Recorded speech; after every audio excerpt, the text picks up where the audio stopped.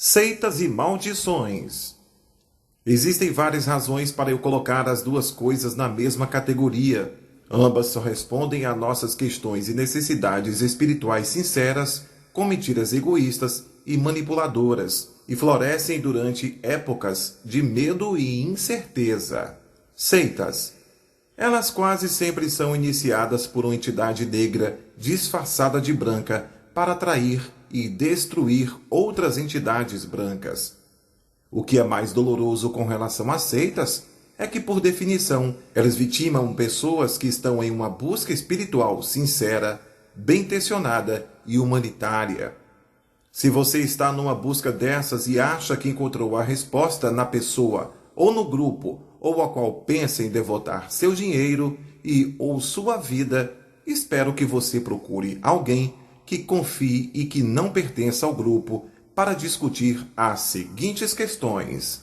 99% das vezes existe uma pessoa, ou muito raramente duas, à frente do grupo que exige que, para ser aceito, você a reconheça como seu centro divino. Isso significa que você fica dependente dela para estar próximo de Deus, porque Ele está mais próxima dele do que você. E somente ela determina quem merece e quem não merece as recompensas máximas que Ele tem a oferecer. Tudo isso é mentira. Tenha certeza de uma coisa: você é seu centro divino.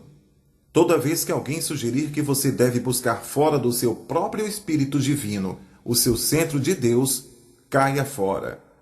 Os líderes de seitas elaboram todos os tipos de argumentos para justificar por que seu grupo deve se isolar do resto da sociedade e doar seu dinheiro para eles. Esses argumentos podem parecer até sensatos, ou mesmo espirituais. A verdade é que se trata apenas de uma retórica inteligente para encobrir a razão real pela qual o líder de uma seita quer que você se isole.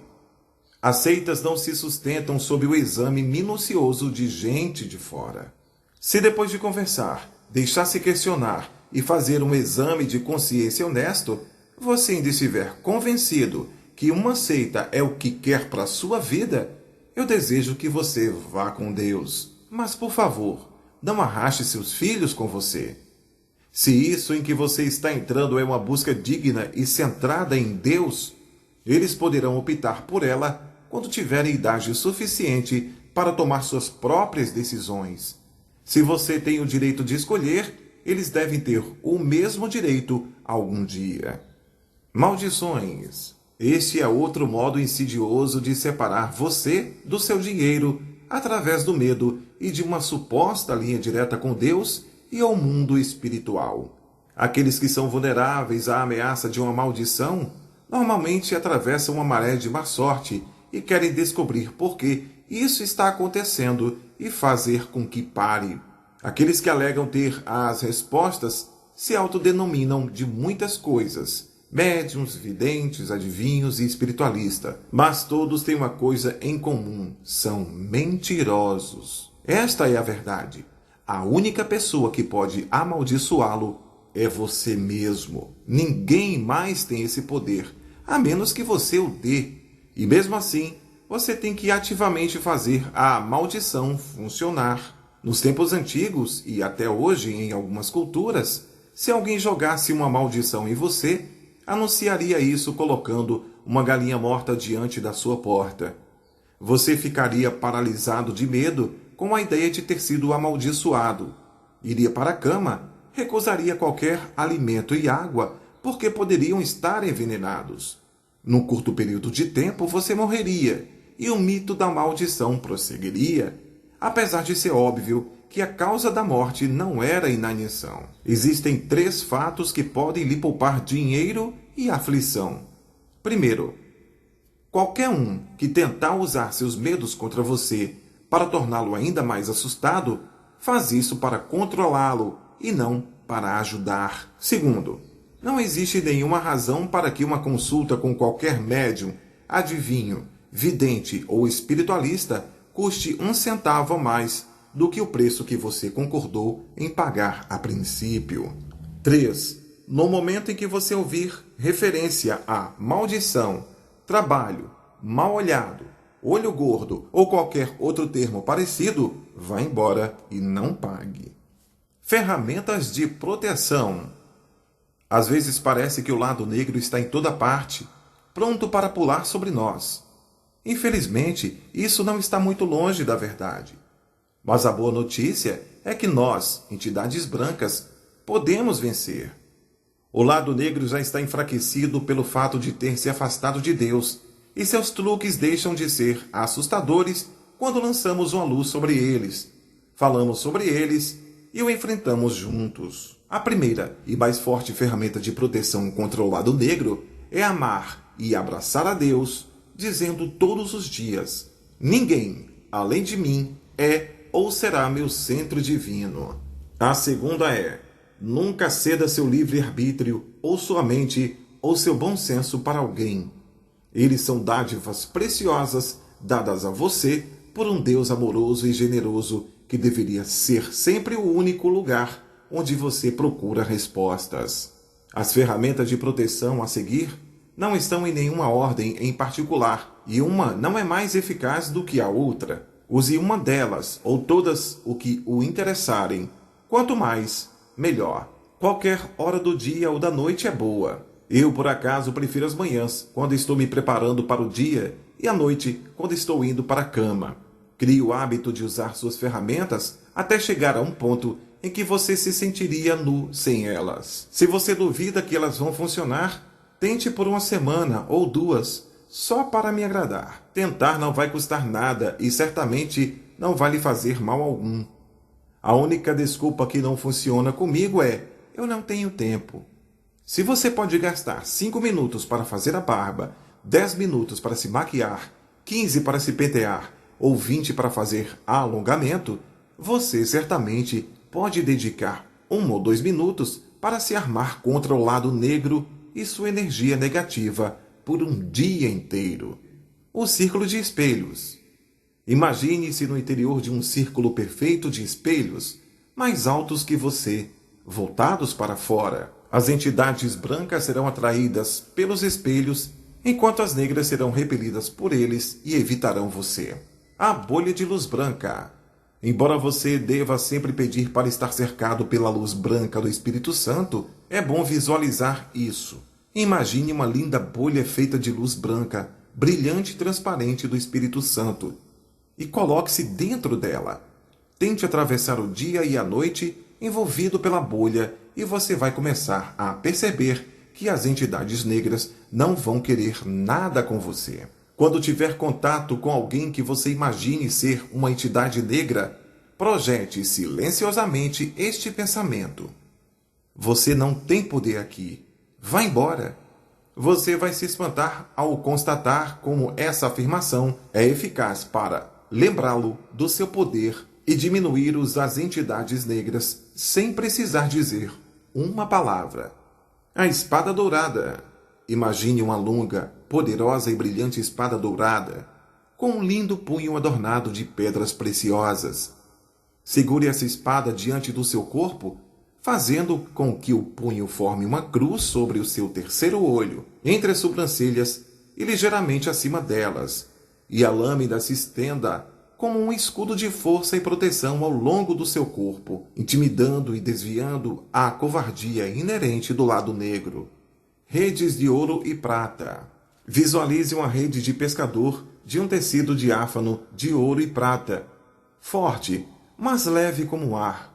As fibras trançadas e brilhando com a luz branca do Espírito Santo. Envolva-se com ela, protegendo-se da cabeça aos pés com a divina luz branca. Ao longo do dia, envolva qualquer entidade negra que aviste numa rede de ouro e prata semelhante para abençoá-la e para conter e neutralizar qualquer poder que tenha. O domo de luz. Imagine um domo magnífico, as paredes e a cúpula perfeitamente redondas, feitas da radiante luz branca do Espírito Santo. Você e aqueles que ama estão lá dentro, seguros, aquecidos e regozijando-se no amor de Deus, protegidos de toda a escuridão e negatividade. 10 coisas que tememos e por que não devemos ter medo delas. O medo é destrutivo. Ele nos isola, reduz o nosso mundo e nos afasta da nossa dignidade, da nossa autoconfiança e da nossa fé. Milhares de clientes de todas as origens e condições financeiras vêm de todas as partes do mundo e a grande maioria está lutando contra os mesmos 10 medos básicos. Isso não chega a me surpreender, pois também já lutei contra alguns deles. Sei o quanto o medo pode ser paralisante. Sei quanta força, coragem e trabalho árduo são necessários para derrotá-lo. Mas você pode superar qualquer uma das coisas que tememos e que descrevo a seguir. Embora à primeira vista, algumas possam não parecer questões psíquicas. Frequentemente costumam apresentar raízes psíquicas profundas. Às vezes estão ligadas a eventos traumáticos nesta vida, mas em geral, o desamparo que causam é multiplicado pelo fato de não sermos capazes de descobrir o que está causando o medo. A dor desses medos pode nos dilacerar até o nosso íntimo psíquico. É esse íntimo que precisa ser examinado, tratado e curado. Os 10 medos que vamos tratar aqui podem ferir nossa essência psíquica, mas não é necessário fugir deles. Podemos derrotá-los para sempre, com compreensão, conhecimento e alguma ação bem direcionada. 1. Rejeição e 2. Abandono. Esses 2 medos estão profundamente relacionados. Ambos podem causar intensa dor, dado a sensação de que fracassamos de alguma maneira e por isso fomos descartados. O medo da rejeição e ou do abandono pode prejudicar nossos relacionamentos ao longo da vida. Passamos a evitar que uma pessoa se torne muito próxima, temendo que nos cause dor. Podemos nos agarrar com ansiedade excessiva a alguém, sufocando e provocando assim a rejeição e o abandono que tememos. Podemos até nos envolver com aqueles que sabemos no nosso subconsciente que irão nos rejeitar ou abandonar, seja para provar que o nosso medo é justificado ou para ver se podemos provar pelo menos de uma vez que não é. Dependendo da sua experiência, você provavelmente tem a sua própria opinião sobre a diferença entre rejeição e abandono. Eu sempre defini rejeição como alguém dizendo, vá embora, e abandono como alguém dizendo, adeus. Você pode ser rejeitado por um estranho, por alguém que ama ou por um amigo. O abandono, por outro lado, implica que o amor, ou o que parece ser amor, é dado e depois retirado. Em ambos os casos, no entanto, o resultado é um sentimento de perda emocional, por vezes devastador. A dor da rejeição e do abandono nos é familiar desde o momento em que nascemos. Por isso, cada vez que a experimentamos na Terra, estamos reabrindo uma ferida que já existe. Quando do outro lado tomamos a decisão de voltar aqui para outra encarnação, somos submetidos a um processo dessensibilizador para ajudar a aliviar o choque espiritual da transição. De certa forma, é o oposto da orientação que recebemos quando deixamos esta vida e retornamos ao lar. Como parte desse processo, as entidades do outro lado, tanto os nossos entes queridos quanto os guias espirituais que escolhemos, nossas almas gêmeas e nossos inúmeros amigos e colegas de trabalho se distanciam emocionalmente de nós. É um ato de bondade em nosso benefício, sua maneira de nos preparar para a jornada. É natural atribuir a dor do abandono e da rejeição na Terra ao evento que deu origem a ela. Mas a maior parte da dor não é causada por esse evento imediato, e sim pela memória espiritual de uma perda maior e puramente temporária do que as que jamais experimentaremos aqui.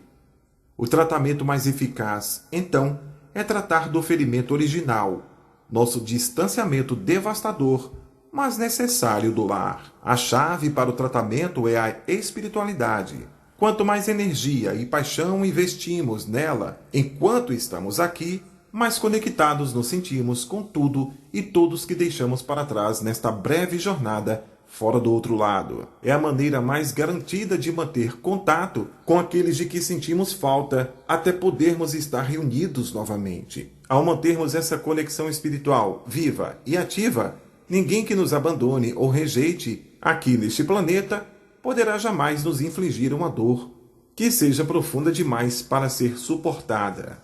3. Fracasso.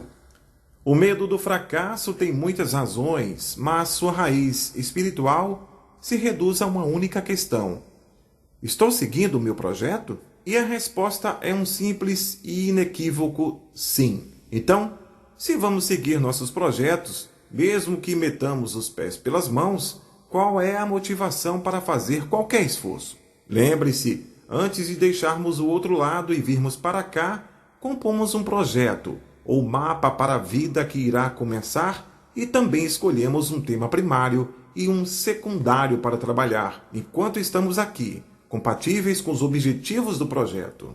Ninguém, nem mesmo nós, pode interferir nesses temas de vida ou no desdobrar dos mapas que desenhamos. Já nascemos motivados, dirigidos para propósitos estabelecidos por nós mesmos. As variações ao executar nossos projetos derivam de como lidarmos com os inevitáveis obstáculos com que nos defrontamos ao longo do caminho e com as dificuldades que criamos no processo. Para se certificar de que está progredindo no cumprimento do seu projeto, sente-se uma vez por mês, por alguns minutos, e responda a essas questões básicas. Como você está lidando com a negatividade inevitável que veio aqui para enfrentar? Você está fazendo um esforço genuíno para superá-la e ajudando os outros a vencê-la, sem julgá-los quando eles precisam de você? Ou está perpetuando a negatividade, chafurdando nela, ou se permitindo ser vítima dela para atrair a atenção? Você está usando as dádivas que lhe foram dadas ou está abusando delas e as desperdiçando? As vidas que você toca se tornam mais ricas ou mais pobres por sua causa? Se magoou alguém, pode dizer que não foi sua intenção? Sua vida diária reflete suas crenças ou seus valores são apenas um padrão que você usa para medir a vida de todo mundo, menos a sua? Quando você comete erros, assume a responsabilidade por eles, pede desculpas e conserta as coisas, ou começa a procurar alguém a quem culpar? Você perdoa os erros dos outros tão rápido quanto espera que perdoem os seus? Quando foi a última vez que se esforçou para aprender alguma coisa? Você está se dedicando todos os dias com a mesma intensidade à sua saúde mental, física e espiritual? Com que frequência você para e procura ouvir e agradecer a sabedoria superior e seus ajudantes espirituais do outro lado que nunca o abandonam, mesmo naqueles momentos sombrios em que você os rejeita? 4. Sucesso. Acho que a principal razão pela qual muitas pessoas temem o sucesso é o medo de perdê-lo. É por isso que muita gente se agarra ao fracasso. Pelo menos quando você fracassa, tem o consolo de saber que as coisas não podem ficar piores. É realmente triste perceber o quanto ficamos assustados com o sucesso. Quando conta alguma coisa boa que está acontecendo em sua vida, você quase pede desculpas por isso ou insere alguma notícia ruim na conversa para equilibrar as boas. Não é mesmo? Ninguém gosta de quem conta vantagem, mas há uma diferença entre compartilhar uma notícia boa e martelar a cabeça dos outros com ela. Da próxima vez que tiver boas notícias para dar, tente fazer isso sem pedir desculpas. Diga em alto e bom som o quanto você é grato por isso e mude de assunto. Se houver pessoas ao seu redor que não conseguem ficar felizes com o seu sucesso ou parecem ficar incomodadas com ele, afaste-se dela. Ponto final. O mesmo vale para pessoas que acreditam que os bons momentos e o sucesso não duram. Isso só é verdade se você achar que é. Se você acredita que as notícias boas sempre são seguidas por más, ou que o próximo passo lógico após o sucesso é o fracasso, irá mover céus e terras para fazer isso acontecer. Por outro lado, muita coisa depende da sua definição de sucesso. Eu não acho que tenha nada a ver com dinheiro, emprego, tamanho da casa, marcas de roupas ou tipo de carro que você dirige. Já conheci pessoas muitíssimo bem-sucedidas que eram podres de ricas e pessoas muitíssimo bem-sucedidas que não tinham um tostão furado. O sucesso reside no espírito, Só ali. Se você se define por qualquer outra coisa além da integridade, disposição, coragem, profundidade, curiosidade e compaixão do seu espírito, ainda tem que trabalhar um pouco antes de poder considerar bem-sucedido. Uma boa maneira de averiguar o seu progresso é se perguntar quem você seria se perdesse amanhã a carreira, o casamento ou relacionamento amoroso, poupança, a casa, o carro, qualquer coisa externa através da qual você pensa estar tentando se identificar. Se você não sabe a resposta, só vai encontrá-la explorando, nutrindo e expandindo o seu eu espiritual. É isso que você é. Essa é sua identidade. Ter um espírito feliz, saudável e ativo é o maior sentimento de segurança que você irá experimentar, porque é o único marco de sucesso que ninguém jamais poderá lhe tirar. Outra medida útil para conferir seu sucesso real, aliás, diz mais ou menos assim: você colhe o que planta. Se você ouve isso e pensa, tomara que sim, é bom para você, pois está no caminho certo. Se você ouve e pensa, ai não, se eu fosse você, poria as mãos à obra para mudar isso. 5. Traição. Este assunto é muito difícil para mim, já que conheço de sobra o que é ser traída por alguém que jurou me amar e ao mesmo tempo quase me destruiu. No entanto, a forma mais devastadora de traição é a do seu próprio eu, podendo nos trair de inúmeras maneiras, seja ignorando os sinais que enviamos a nós mesmos ou nos deixando desviar por uma coisa que eu chamo de determinismo. Em termos simples, determinismo significa deixar que outra pessoa determine seu caminho. É uma autotraição deixar que qualquer um, inclusive você mesmo, defina arbitrariamente quem você deveria ser e quais são os seus supostos limites. Ou então, o separe dos seus dons, dos seus sonhos e da alegria. Aqui vai um exercício simples para evitar a autotraição. Toda vez que se ouvir dizendo ou pensando qualquer frase que comece com as palavras "eu sempre quis", tome nota dela. Continue acrescentando frases à lista durante o tempo que for necessário até chegar a 5. Depois, com muita calma, verifique item por item e debaixo de cada um escreva a resposta sincera à pergunta: por que eu não fiz isso? Embaixo disso, escreva a resposta sincera à pergunta: por que eu não faço isso agora? Você vai imediatamente identificar a diferença entre as razões legítimas e as desculpas esfarrapadas. Continue acrescentando frases à sua lista com o passar do tempo. Se não servir para mais nada, pelo menos o exercício vai ser uma ótima maneira de se manter em contato com seus sonhos e desejos e lembrar que não precisa ser tarde demais para persegui-los. Superar a traição de alguém que você ama e em quem confiava não é tão fácil. As traições são causadas por 2 motivos básicos: cobiça e vaidade. A maioria de nós nunca daria mais valor à cobiça e à vaidade do que ao amor. Mas, no entanto, existem pessoas que não conseguem entender que o amor, quando sentido e expressado em seu estado mais divino, reduz automaticamente a cobiça e a vaidade, as tolices mesquinhas, rasas e míopes que elas são, na verdade. Recuperar-se de uma traição é muito parecido com recuperar-se da morte de um ente querido. Você enfrenta a negação, a dor, a raiva, a autocomiseração, a autorrecriminação. Elas não podem ser evitadas, mas mantenha um objetivo importante em mente. Permita-se senti-las, com o propósito de eliminá-los do seu sistema, e não para ficar obcecado com elas a ponto de não conseguir mais progredir. Existe vida após traição. Pode acreditar em mim.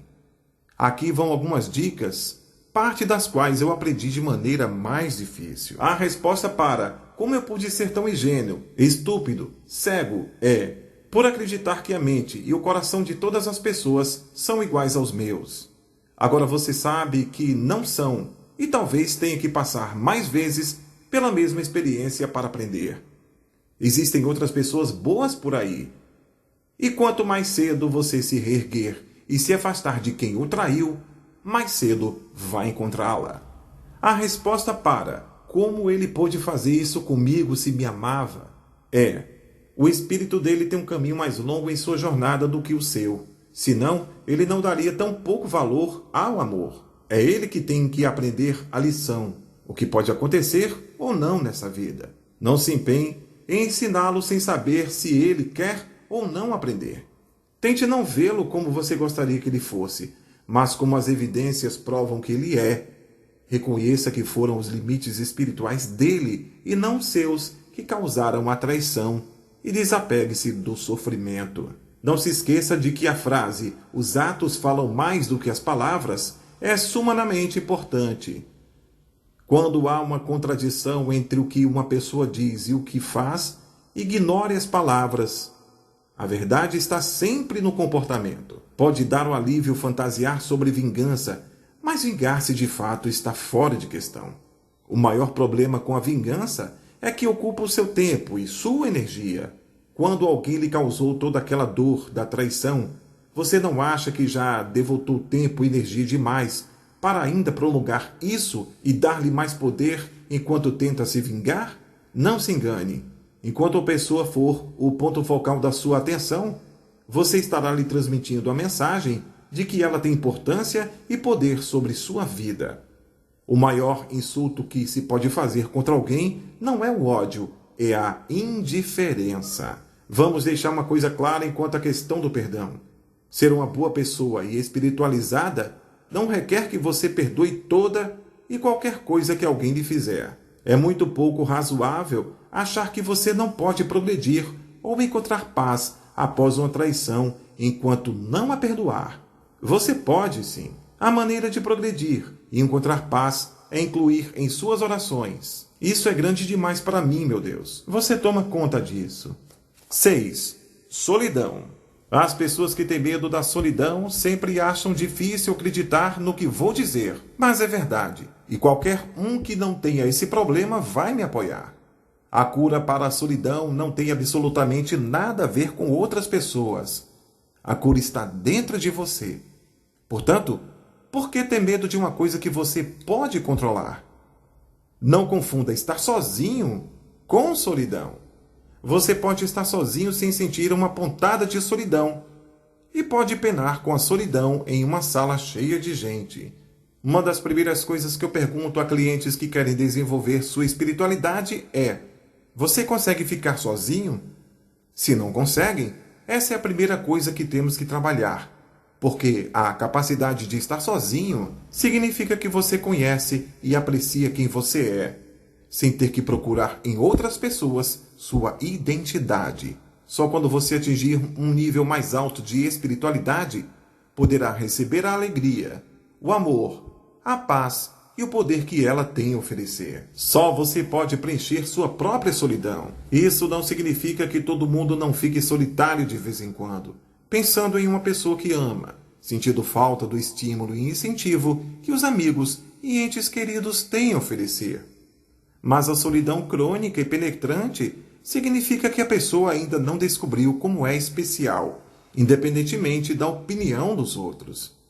Há duas fortes razões para superar o medo da solidão, além do fato de que ele pode levar à depressão, ansiedade e doença. Em primeiro lugar, depender das outras pessoas para identificar quem você é o deixa vulnerável, porque sua identidade vai depender da conveniência e humor da outra pessoa. Porque os outros são mais dignos de confiança do que você. E quem tem a chance de conhecer você melhor do que você mesmo? Em segundo lugar, se você acha que a solidão pode ser curada simplesmente tendo alguém com você, está correndo um grave risco.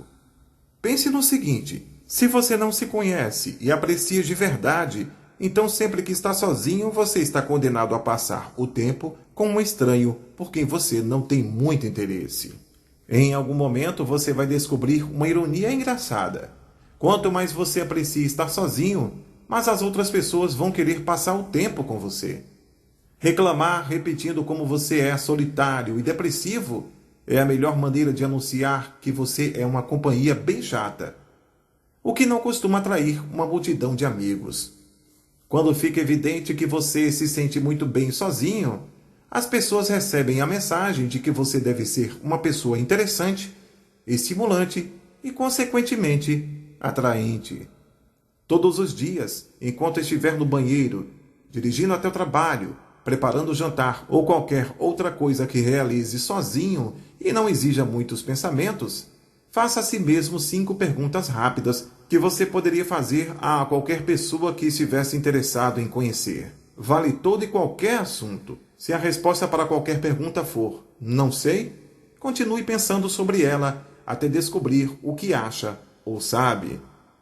Esse é o objetivo: ajudar você a aprender não só que você tem suas próprias opiniões, mas também que elas são tão valiosas e interessantes quanto as de todo mundo. Vou dar alguns exemplos e você pode continuar a partir dessas perguntas, 5 por dia, até isso se tornar um hábito pelo qual você realmente anseie. Como você se sente a respeito da pena de morte? Por quê? Quem é seu artista favorito? Qual foi o melhor livro que você leu nos últimos 6 meses? Se você pudesse fazer uma viagem de férias a qualquer lugar da Terra, aonde iria? Há algum esporte que você gosta de praticar?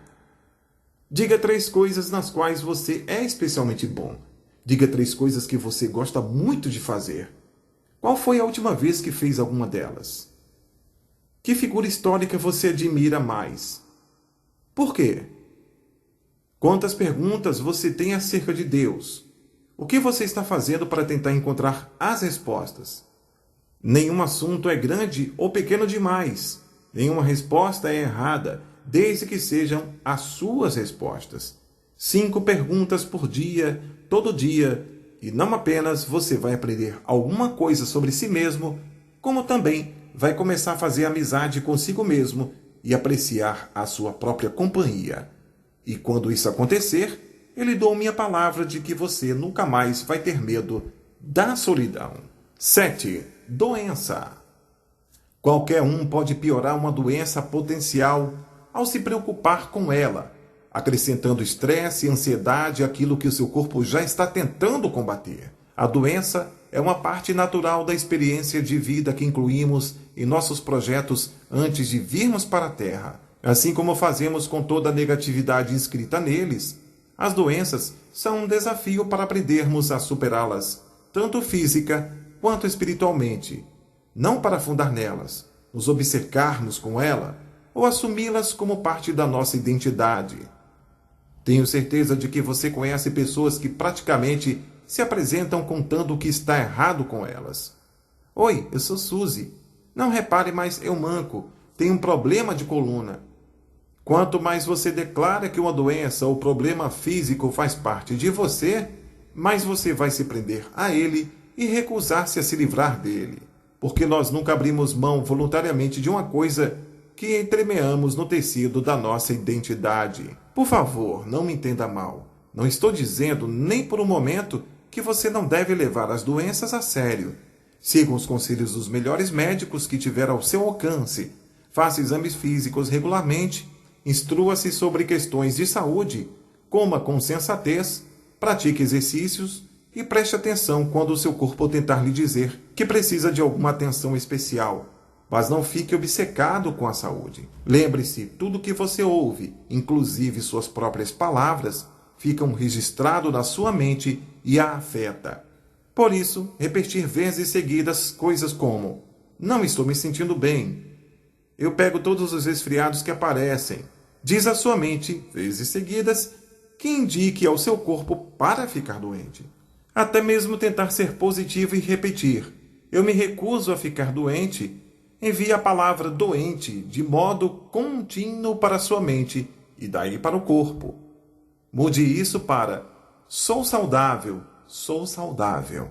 E sua mente e seu corpo com certeza vão recompensá-lo por isso. Aqui vai um rápido exercício que, além de ajudá-lo durante um problema físico até que você possa receber qualquer tipo de cuidado médico, é também uma boa maneira de lembrar que você e seu corpo são 2 coisas separadas. Ao primeiro sinal de dor ou do estágio inicial de uma doença, não se contraia, relaxe e respire. Relaxe e respire, enquanto pede a Deus pela proteção da luz branca do Espírito Santo, visualizando a luz cercando você por inteiro. Então, na sua mente, transforme aos poucos a brilhante luz branca em uma luz verde cálida e curativa. Depois que estiver rodeado por essa luz verde, imagine a dor ou a doença concentrada em uma bola de fogo e faça com que ela voe para fora do seu corpo e entre em uma caixa de chumbo perto de você. Assim que a bola de fogo estiver segura dentro da caixa, lacre-a firmemente. Acenda um pavio que vá até dentro da caixa e faça explodir para sempre a dor ou a doença. A caixa de chumbo vai proteger você e as pessoas ao redor. E ao externar sua dor ou doença e detoná-la, você estará agindo para ser mais fácil lidar com ela e eliminá-la. A dor não vai desaparecer, mas você vai ter maior controle sobre ela e terá dado passos importantes na direção da cura. 8. Envelhecimento. Assim como podemos nos recusar a nos identificar com nossas doenças, podemos nos recusar a nos identificar com nossa idade. Uma vez perguntei à minha guia espiritual por que nós ficamos velhos. Por que não escolhemos uma idade agradável e ativa, como 30 anos, por exemplo, e permanecemos nela até o fim? Nunca esqueci a resposta dela. Aqueles que escreveram idade avançada em seus projetos fizeram isso porque envelhecer deixa você cansado o bastante para querer voltar ao lar. Não é adorável e espiritualmente precioso que nós amadureçamos e nos tornemos mais sábios com o passar do tempo? Não é maravilhoso pensar que brincar de pique-esconde é o máximo do divertimento aos 5 anos, mas quando temos 30 não pensamos em convidar os amigos para brincar disso no sábado à noite? Não é um luxo ser velho bastante para que nossas vidas não sejam mais reféns dos hormônios, ao contrário do que acontece na adolescência? E ninguém mais vai nos dizer que somos jovens demais para saber o que é o amor. Você não aprecia a lenta, mas inevitável percepção de que o que as outras pessoas pensam ao seu respeito já não importa tanto e que mais vale a sua própria opinião? Envelhecer também dá uma desculpa excelente e irrefutável para se livrar de coisas que você não quer fazer.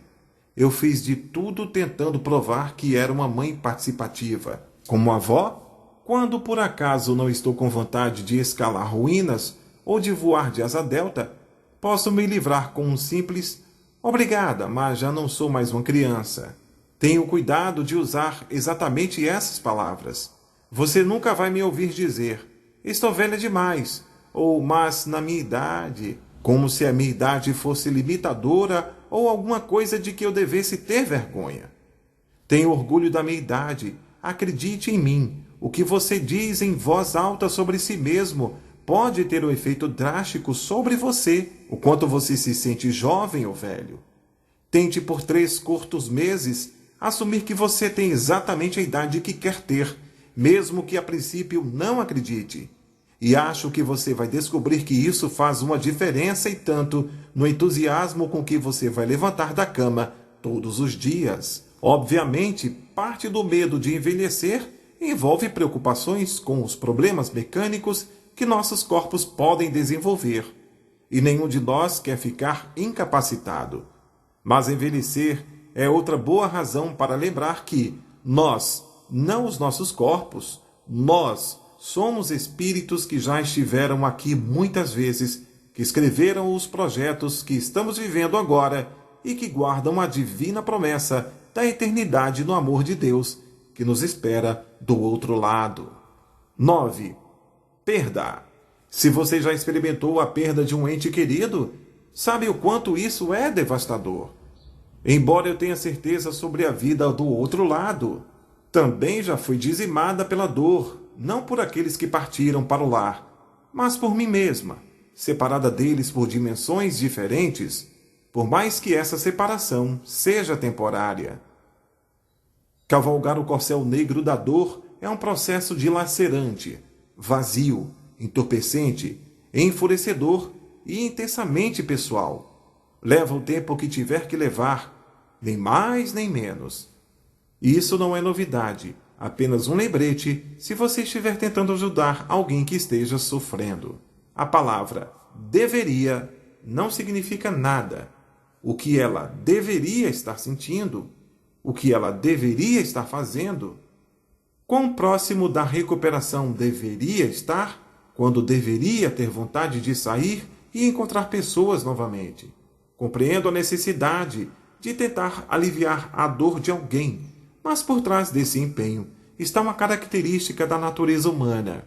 É tão doloroso e assustador assistir à dor que com frequência nossos esforços são mais para o nosso próprio conforto do que para o deles. Não, a coisa mais útil que você pode fazer por um ente querido que está sofrendo é, com o maior respeito, colocar-se ao lado dele para que tenha alguma coisa em que se segurar até estar pronto para desmontar e caminhar novamente. Encerrar o período de luto antes que esteja plenamente expressado e vivenciado pode ser perigoso para a saúde. Tentei isso há muitos anos. Decidi que era forte e indestrutível demais para sentir tanta dor, e então a escondi lá no fundo e supernotei minha agenda com todo tipo de trabalho que pude encontrar. Paguei por isso com uma terrível infecção renal. Como qualquer outra emoção poderosa, a energia da dor tem que ir para algum lugar e, se não for trabalhada e liberada do corpo, você pode contar que ela vai cobrar seu preço mais cedo ou mais tarde. Portanto, tenha paciência com a dor da perda em você e nos outros. Por mais agonizante que seja a dor, quanto mais compreendemos a visão espiritual do que acontece, mais em paz podemos ficar e menos vamos culpar Deus por nos roubar alguém que amamos. Dizer, ele o levou, faz Deus parecer muito arbitrário e egoísta, especialmente quando se trata de uma criança. Não é assim que funciona. Mesmo os bebês mais minúsculos abrigam espíritos eternos que compuseram seus projetos do outro lado antes de vir até aqui, e esses projetos incluem a sua morte. Não nos cabe compreender suas escolhas e razões que levaram a elas. Cabe-nos apenas respeitá-las o melhor que pudermos, mesmo que pareçam cruéis e injustas. Deus não leva embora nenhum de nós, ou nossos entes queridos contra nossa vontade eterna. Ele simplesmente nos ajuda a compor os projetos e viver de acordo com eles, e nos ama o suficiente para caminhar conosco e manter nossos espíritos em segurança ao longo do caminho. Já tive inúmeros clientes cujo medo de perder as pessoas amadas os faziam manter-se emocionalmente à distância para se protegerem da dor da possível perda. No final, eles se privavam e a seus entes queridos da alegria, da intimidade espiritual, em vez de estarem protegidos quando ocorria a perda. Precisavam lutar contra a culpa e o arrependimento por tudo o que tinham deixado de fazer. Vidas regidas pelo medo, mesmo o medo de algo tão devastador quanto a perda, são privadas da paz, da liberdade, do amor e da compaixão que este mundo tem a oferecer, se formos pacientes e não exigirmos demais. Um cliente que me tocou profundamente foi um homem chamado Bernie, e intensamente abalado pela dor da perda recente de sua esposa após um casamento de 32 anos. Acrescido à sua imensa dor, estava o fato de que, apesar de amar a esposa, ele sempre mantivera uma ligeira distância emocional dela e nunca chegara a lhe dizer quanto a amava. Durante a consulta, eu descobri a razão. Quando Bernie era criança, um dia ele disse à sua mãe o quanto a amava. 3 dias mais tarde, ela morreu de repente. Sem perceber, ele concluiu que amar alguém e lhe dizer isso significava que aquela pessoa ia desaparecer. Ao longo do casamento, ele privara a si mesmo e sua esposa da verdadeira intimidade emocional, pela irônica razão de que a amava demais. Felizmente, nunca é tarde para dizer ao nosso ente querido falecido tudo o que está em nosso coração. Ele ouviu isso com um certo ceticismo, mas prometeu tentar. Uma semana depois, teve o que descreveu como um sonho com a sua falecida esposa, mas que na verdade foi uma visita dela, durante a qual ele expressou a profundidade de seus sentimentos por ela e o quanto ela o tinha feito feliz. No sonho, ela lhe garantiu que nunca duvidara dele, o que fez sua mente e seu coração sossegarem. É verdade que há conforto em saber que nossos entes queridos vivem em nossas memórias e nossos corações. Mas eu acho ainda mais reconfortante o fato de que nós realmente incorporamos as qualidades que mais admiramos em cada um que toca nossas vidas. Fazemos muito mais do que lembrar dos entes queridos. Somos tributos vivos e ativos a eles. E o vazio que deixam para trás pode ser diminuído se prestarmos atenção às muitas maneiras pelas quais eles estão vivos e fazem parte de nós. Sou aprimorada todos os dias pelo senso de humor do meu pai, a sabedoria da minha avó e seu amor pelos netos, e pela compaixão, a generosidade, as percepções únicas, as risadas e a coragem incomuns dos meus grandes amigos que já se foram. Quando olhamos para nós mesmos como mosaicos, combinando nossas próprias cores brilhantes com as daquelas cuja falta sentimos para criar um todo envolvente, percebemos que realmente nunca perdemos ninguém. A verdade permanece. No entanto, não podemos evitar as perdas que teremos de enfrentar durante nossas vidas. Mesmo assim, há algumas coisas maravilhosas que podemos fazer para nos manter preparados para a perda e que irão ajudar a nos tornar forte o bastante para atravessá-la intactos. Uma delas é manter nossos relacionamentos com os entes queridos em dia, evitando o mais possível os assuntos inacabados. Faça isso por eles, faça isso por você. Não há assuntos inacabados para os nossos entes queridos quando estão do outro lado. Arrependimentos, ressentimentos, raiva e negatividade não existem quando eles estão lá. Mas meu coração fica partido quando ouço os clientes dizerem: ele sabe o quanto eu amava? Eu queria pedir desculpas por aquela briga estúpida que tivemos. Nunca cheguei a fazer isso e agora é tarde demais.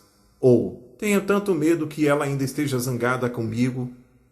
Por favor, não faça isso com você. Expresse o seu amor e faça as pazes hoje, enquanto vocês estão na mesma dimensão para colher os benefícios. A segunda coisa que podemos fazer é manter vivo, ativo e sempre acessível nossos relacionamentos com a espiritualidade, com a divina presença de Deus que vive dentro de nós. Quanto mais em contato com nossas vidas espirituais e com nossa consciência do amor e da sabedoria de Deus, mais facilmente vamos lembrar da verdade que cada um de nós conhece nos recônditos da alma, de que, mesmo a perda mais cruel e devastadora, é temporária, por mais que pareça infindável. Enquanto tentamos nos recuperar dela, é um piscar de olhos em uma eternidade e apenas há alguns momentos da alegria inimaginável dos encontros que podemos esperar ter quando estivermos todos de volta ao lar, juntos de novo, do outro lado. 10. Morte. Parecemos acreditar que a morte é, por definição, uma prova medonha, uma passagem horrorosa e que nosso espírito vai morrer junto com o nosso corpo. Mas aqui vai uma coisa fascinante que aprendi através de milhares de sessões de regressão hipnótica. Cada cliente que já tive está muitíssimo menos traumatizado pela memória da morte em uma vida passada do que pelo nascimento nesta. Se você pensa que eu só estou dizendo isso para fazer você se sentir melhor, imagine o processo do nascimento. Num minuto, você está num lugar escuro, seguro e quentinho, dormindo, se alimentando e cuidando da própria vida. No minuto seguinte, você está fora, sendo espremido por um lugar apertado, agarrado por mãos frias ou aço frio e puxando para aquelas luzes brilhantes em uma sala cheia de estranhos gritando, berrando e encarando você, até que um deles lhe dá uma palmada e depois corta seu tubo de alimentação. Você já passou por isso, senão não estaria aqui. O que é o momento da morte comparado a isso? Também nos preocupamos sem necessidade em imaginar como vamos morrer. É importante perceber que, quando redigimos nossos projetos antes de vir para cá, escrevemos neles 5 pontos de saída, 5 oportunidades diferentes para deixar esta vida e voltar ao lar. Numa analogia simples, você decide deixar um lugar que ama para uma viagem de estudos e aprendizado, sabendo que só vai embarcar nessa viagem quando estiver garantido o seu retorno. E este só acontecerá quando você estiver pronto. Antes de sair de casa, você acerta 5 opções para esse retorno em estágios diferentes da viagem. Digamos, uma reserva de passagem de avião para dali uma semana, uma passagem de trem para dali um ano, uma passagem de ônibus depois de 5 anos, um carro alugado dali a 12 anos e reservas de navio de cruzeiro para dali 25 anos. Você prometeu a si mesmo que, ainda que sinta falta de casa enquanto estiver ausente, vai continuar a viagem até ter atingido seus objetivos pré-estabelecidos. Se isso acontece em apenas uma semana, você irá embarcar naquele avião. Se levar 12 anos, vai usar aquele carro alugado e assim por diante. Em outras palavras, os 5 pontos de saída são simplesmente 5 meios de transporte que você reserva antes de deixar o lar, e é você que escolhe qual dos 5 vai tomar, dependendo do momento em que sentir que já aprendeu tudo o que precisava. Alguns pontos de saída são óbvios e você os reconhece. Um acidente sério, uma doença grave, até mesmo uma colisão que você evitou por pouco, ou uma queda do berço, a meio palmo de uma esquina afiada que poderia matá-lo, são exemplos perfeitos. Mas outros pontos de saída são tão sutis que você pode não os reconhecer. Uma entrada errada na estrada, um cancelamento ou mudança de voo na última hora, alguma coisa aparentemente trivial, como uma série de atrasos tolos que o impedem de você sair de casa na hora que planejou, quer você tenha ou não consciência de que um dos seus pontos de saída chegou e ficou para trás. Não existem acidentes. Tudo é parte da mágica da vida e de Deus. Por favor, não entre em pânico se você pensar dos pontos de saída que já teve e perceber que foram 4 e que você agora vai enfrentar o 5º e final. Você não os distribui uniformemente quando escreve o projeto. Podem passar décadas entre um e outro.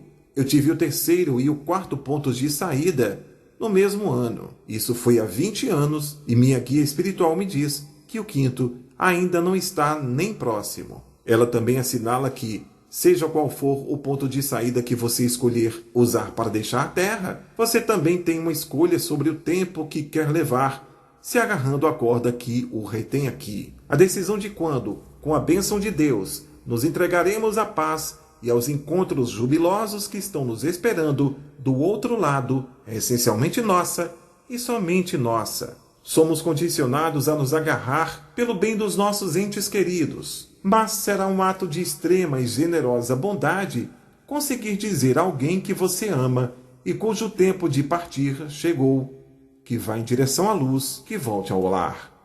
Quero enfatizar outra questão. Com algumas poucas exceções, o suicídio não é uma opção como ponto de saída em potencial.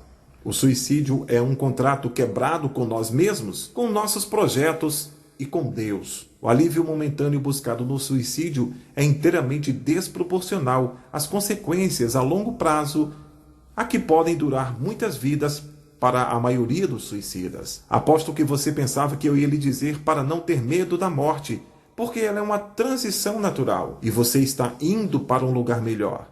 Ambos os clichês são verdadeiros, mas estão de tal modos batidos que há muito tempo deixaram de dar qualquer conforto às pessoas.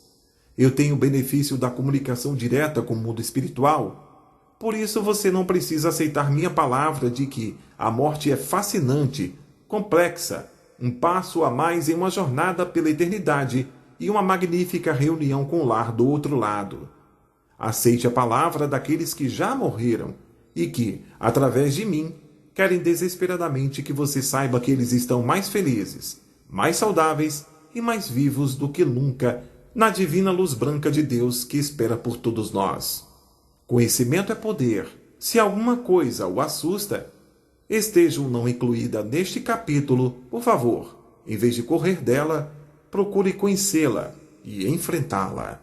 Nada parece tão assustador sob o brilho de luzes fortes.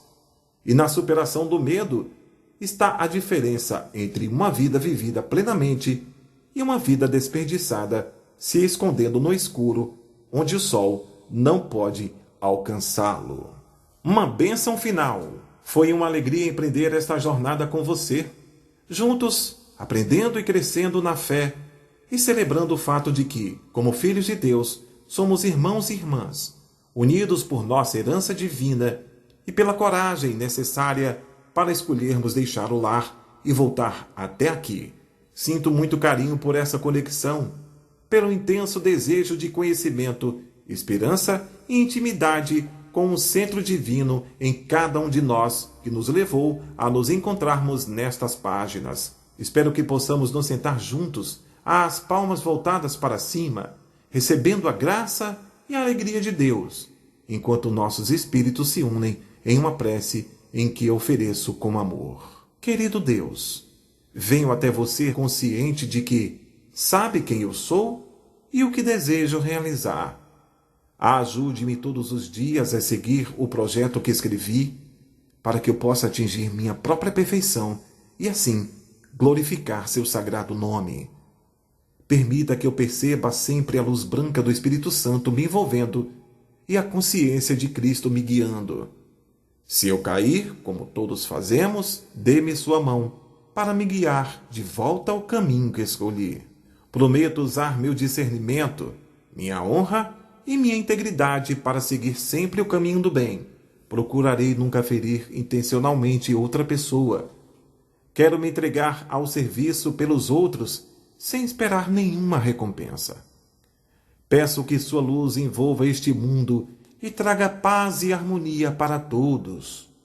Espero que juntos criemos um mundo livre de preconceitos de cor, credo e religião. Desejo que seu amor entre em cada coração, cada mente e cada alma. Se cada coração se transformasse e sussurrasse seu nome de amor, então toda a escuridão do mundo se transformaria em luz. Eu, Marcelo Júnior, locutor, radialista, quero agradecer a Deus pela oportunidade de ter gravado esse livro e a todos vocês, pedindo que Deus nos abençoe, que nos conforte através dessas páginas que são, com certeza, de grande serventia para nosso próprio conhecimento, para o nosso próprio crescimento espiritual, sabendo que a vida é uma continuidade e que nós devemos ser melhores a cada dia. Aliás, eu acredito que, ao entrarmos nessa vida, nós temos uma obrigação com nós mesmos, que é sair daqui bem melhor do que nós chegamos. Um abraço a todos e até o próximo trabalho. Deus nos abençoe.